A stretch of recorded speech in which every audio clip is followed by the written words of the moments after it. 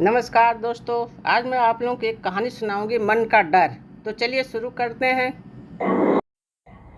जो सभी लोगों के अंदर होता है, तो चलिए सुनते हैं। जिंदगी एक खूबसूरत हो जाएगी। जीवन के शुरुआती दौर में मेरी दुनिया सिर्फ दो लोगों की थी। एक थी माँ और दूसरे बड़े भाई। हमारा समय बुरा चल रहा था क्योंकि हम गिरजा घरों की कीपार पर पल रहे थे। शो की टिकटों के बदौलत जैसे तैसे जिंदगी काटने को मजबूर थे। स्कूल के दौरान समय निकालकर मैं अखबार बेचता था और बेशक इससे हमारी जरूरतें पूरी नहीं होती थी, लेकिन जीवन में जिस सबसे बुरी चीज की कल्पना मैं कर सकता था वो ऐशो आराम की लत थी। महान होना तो सिखाए ही, पैसे नहीं होने पर कैसे मनोरंजन किया जा सकता है।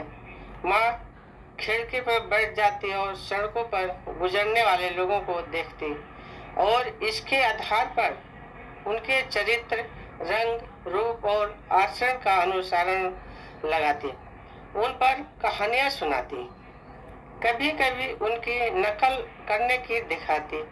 मैंने अपनी माँ की इस कुशलता को आत्मसात कर लिया और मेरी माँ की ये प्रतिभा और उनकी सुनाई कहानियां थी जिनके कारण मैं दुनिया को आगे हंसा पाया। मेरा मानना है कि जिंदगी खूबसूरत हो सकती है अगर आप इससे डरे नहीं, क्योंकि जरूरत है सिर्फ साहस और कल्पना की, और वह बहुत थोड़े से पैसों में ही मिल जाती है। अगर आप नीचे देखेंगे तो कभी भी इंद्रधनुष नहीं देख पाएंगे।